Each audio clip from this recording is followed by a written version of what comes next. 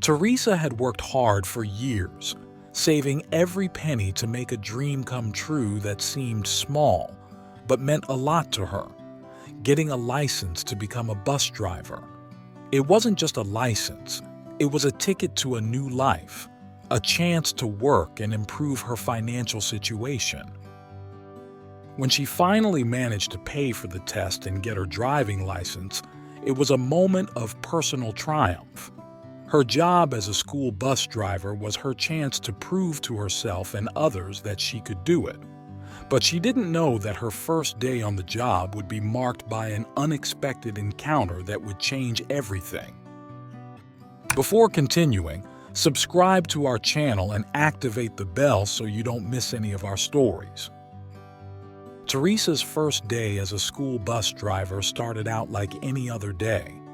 She was proud to finally be behind the wheel of her own bus, a job she had long fought for. The morning sun rose behind the hills, filling the town with a golden light that warmed the cool September air.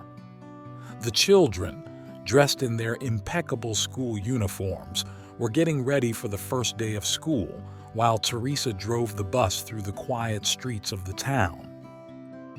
It was a small, picturesque town, known for its elegant mansions and wealthy families. Teresa knew that the previous driver had been well-loved, a reassuring figure to parents and students. Replacing him would not be easy, but she was determined to do her best.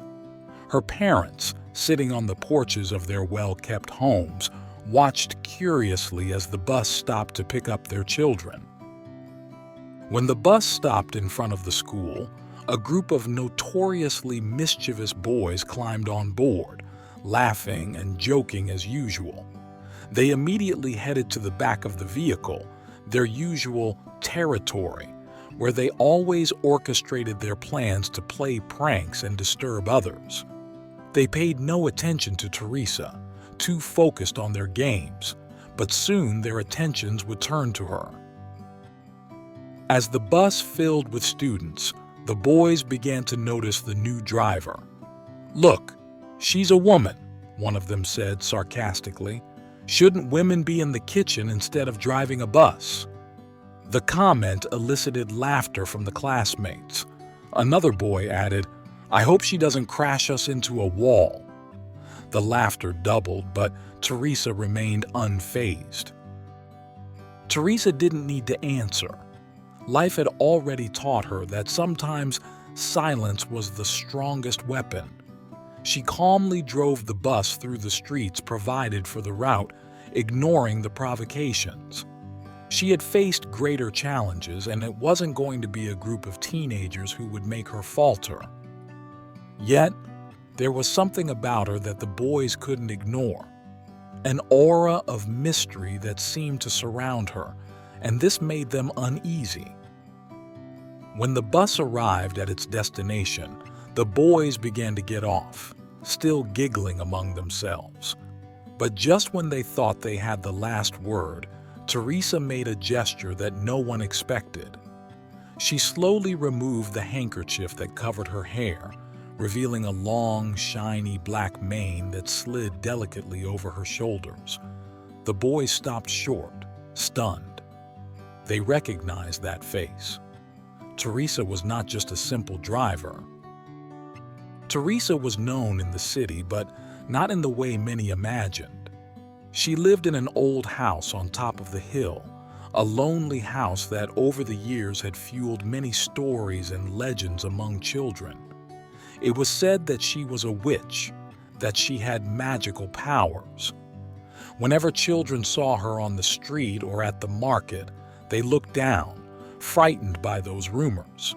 No one really knew who Teresa was or what secrets she was hiding. During recess, the news spread quickly among the students. "The Witch of the Hill is the new bus driver," the kids shouted, as the word spread from one corner of the school to another. Some students were scared, while others found it intriguing. When it was time to go home, the bus was waiting for the kids, but the atmosphere had changed. That afternoon, the bus was strangely quiet. The usually loud and boisterous group of kids were now intimidated by Teresa's figure at the wheel. No one dared to joke or laugh. Her silent presence and calmness had created an air of mystery that had robbed them of their usual swagger. During the ride, only whispers could be heard. The boys muttered the word "witch" among themselves, looking at Teresa with suspicious eyes. The bus had never been so orderly and quiet. When the time finally came to get off, one after the other, the boys avoided looking her in the eyes. Only Giulio, the last one left, sat next to her. Giulio was different from the other boys. He wasn't afraid of Teresa and, with his gentle smile, asked her, "Is it true that everyone thinks you're a witch?" Teresa smiled without taking her eyes off the road. "And you, Giulio, what do you think?" she asked him. Giulio thought for a moment, then replied, "I think you're just different. My mother always told me that being different isn't a bad thing." Giulio's words struck Teresa, who turned to him with a wider smile. "Your mother is a wise woman," she replied. From that day on, Teresa and Giulio developed a beautiful friendship. Giulio was always the first to get on the bus in the morning and the last to get off in the afternoon. During those trips, the two talked at length, and Teresa, over time, revealed a secret to Giulio. She was a writer of adventure and mystery stories. She had written many books, but none of them had been successful. As their friendship grew, the mischievous kids planned a cruel prank. One day, they hid disturbing objects under the seats of the bus, hoping to fuel rumors of Teresa's alleged witchcraft. When the school principal was informed, he decided to search the bus and found the hidden objects. Despite her excellent conduct, Teresa was fired. Giulio, who had seen everything, tried to defend her, but his voice was not heard.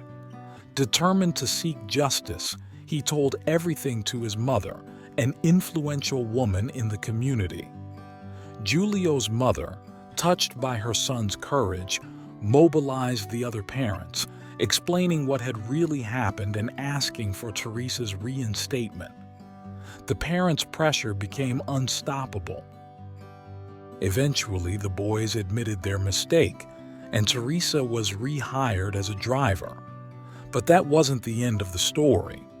Shortly thereafter, Teresa was able to publish a book based on her experience, and the book became a great success. Thanks to her determination and Giulio's support, Teresa not only got her job back, but also found success as a writer, proving that you should never judge a person only by their appearance. Did you like this story? Leave a comment below. Thanks for watching the video till the end, and see you next time.